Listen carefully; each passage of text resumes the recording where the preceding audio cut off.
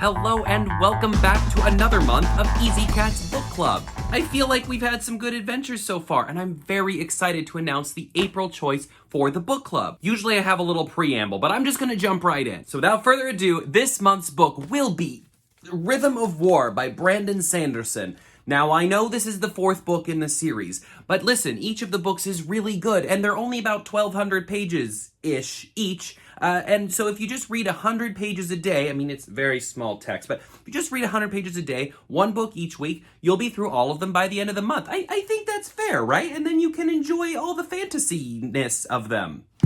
I mean, there was no way I was going to release a book pick on April 1st and not make an April Fool's joke out of it, right? Anyway, let's get to the real book. Something I love about books is that they have the ability to transport us to places unknown, to see worlds we never would have seen before. And we've gone on some really wonderful fantasy adventures, and we've even gone on a slightly terrifying post-apocalyptic adventure. This month, rather than leaving our world behind, or even going into a post-apocalyptic version of our world, we're gonna be staying put, but stepping back into the 1950s. It was the height of the Red Scare. People were suspicious of everyone, including neighbors, including friends and family members. Fingers were being pointed left and right. But there was also a lot going on for the LGBTQ community, as it was the first time in history when queer people were allowed to congregate all together in one place. But even so, coming out at that time was still incredibly difficult for so many different reasons. So this month, not only will we be learning about history, but we'll also be seeing some perspectives that are often left out of literature. And that is why I am incredibly excited to announce this month's book pick, which is Last Night at the Telegraph Club by Malinda Lo.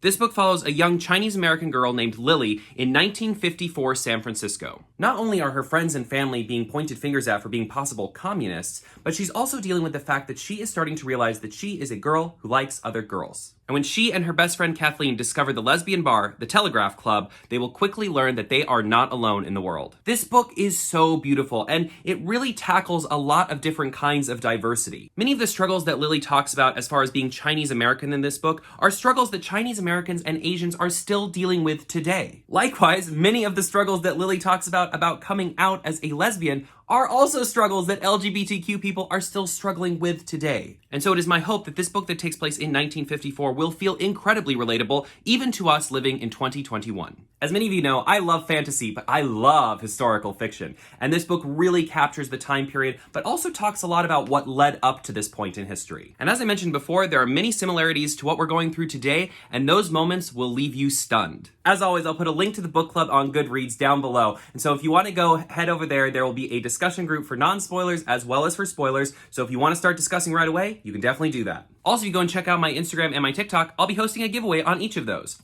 I'll be giving away a copy of The Last Night at the Telegraph Club on both Instagram and TikTok, as well as a Stop Asian Hate sticker. This design comes from @megamiko.art. I'll tag them.